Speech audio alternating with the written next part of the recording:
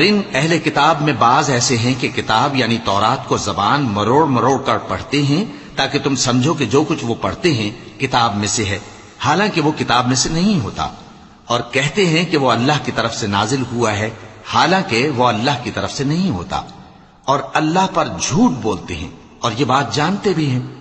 کسی آدمی کو شایع نہیں کہ اللہ اسے کتاب اور حکومت اور نبوت عطا فرمائے پھر وہ لوگوں سے کہے کہ اللہ کو چھوڑ کر میرے بندے ہو جاؤ، بلکہ اس کو یہ کہنا چاہیے کہ اے اہل کتاب تم ربانی ہو جاؤ، کیونکہ تم کتاب کی تعلیم بھی دیتے ہو اور کیونکہ پڑھتے پڑھاتے رہتے ہو، اور اس کو یہ بھی نہیں کہنا چاہیے کہ تم فرشتوں اور پیغمبروں کو معبود بنا لو۔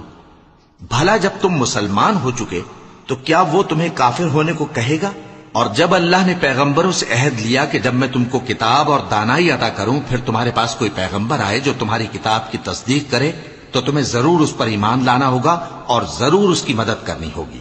اور عہد لینے کے بعد پوچھا کہ بھلا تم نے اقرار کیا اور اس اقرار پر میرا ذمہ لیا، یعنی مجھے ضامن ٹھہرایا؟ انہوں نے کہا ہاں ہم نے اقرار کیا۔ فرمایا کہ تم اس عہد و پیمان کے گواہ رہو اور میں بھی تمہارے ساتھ گواہ ہوں۔ اب جو لوگ اس کے بعد پھر جائیں تو وہی بد کردار ہیں۔